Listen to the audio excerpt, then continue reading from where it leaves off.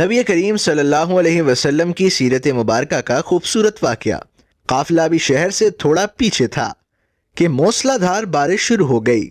اونٹوں پر لدا ہوا سامان تجارت جو کہ کھجوروں اور انار پر مشتمل تھا بھیگنے لگا۔ بارش سے محفوظ جگہ پر پہنچتے پہنچتے آدھا مال بھیگ چکا تھا۔ منڈی میں پہنچ کر تاجروں نے مال اتارنا شروع کیا۔ ان تاجروں میں ایک بہت معصوم چہرے والا انتہائی خوش شکل نوجوان تاجر بھی موجود تھا۔